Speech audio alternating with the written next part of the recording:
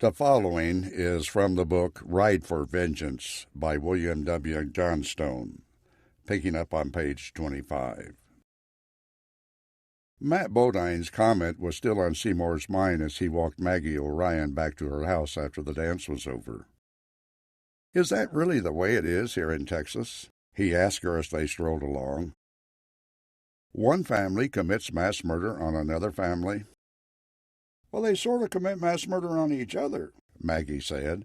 "That's why they call it a feud." Seymour shook his head. "I've learned a lot about the West in the relatively short time I've been here, and there's a great deal I like about it. But I'm not sure if I'll ever become accustomed to the cheapness with which human life is regarded on the frontier." Maggie stopped, which made Seymour come to a halt as well. She turned toward him and said, "It's only some of the people who feel that way, Seymour. We're not all like that. I wish there never had to be any violence at all. I worry about you being the marshal and all. Something could happen to you." "I'll be fine," he told her with a smile. "I'm learning all the time how to handle the job. And as long as I have Matt and Sam around to help me—" "But that's just it," Maggie interrupted. "Mr. Bodine and Mr. Two Wolves won't be around Sweet Apple forever. They're drifters, Seymour. You'll wake up one morning, they'll be gone." "I know," he said. "Matt warned me that they were violin-footed, I believe was his word, although I'm not quite sure I understand the derivation of it." Maggie couldn't help but laugh softly. "Fiddle-footed, Seymour. I'm sure he said fiddle-footed." "Oh, yes, I believe he did. I suppose that makes a bit more sense. But at any rate, I know that the time will come when I have to maintain law and order in Sweet Apple by myself. I'm confident that by then I'll be up to the job." "I hope that's true, Seymour." She slipped her arm through his as they started walking away.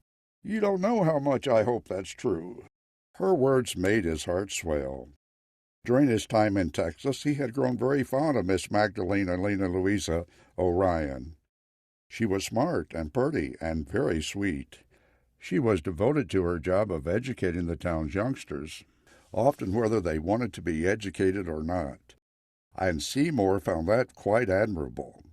Civilization brought education, and education brought progress of all sorts. The better educated people were, the less likely they would be to settle all their arguments and disputes with gunplay. Feuds such as the one between the Coltons and the Paxtons would cease to exist. As if reading his mind, Maggie said, "You know, I'm sure there are people back east who are prone to violence, too." Seymour shook his head. "No, not like there are out here," he insisted. Continuing with the line of thought that had just been occupying his mind, he said, "Take the Coltons and the Paxtons. These are two of the leading families in the entire area. They own successful ranches. Their children are educated. They're not low-bred hooligans. And yet, if hostilities between them continue to escalate, there's a good chance that soon they'll be shooting each other. Something like that would never happen back in New Jersey, where I come from. People are simply too civilized there to resort to such tactics."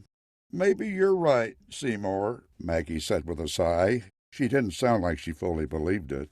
Seymour did. No respectable Easterner would ever resort to violence to remove an obstacle from his path. It just wasn't done.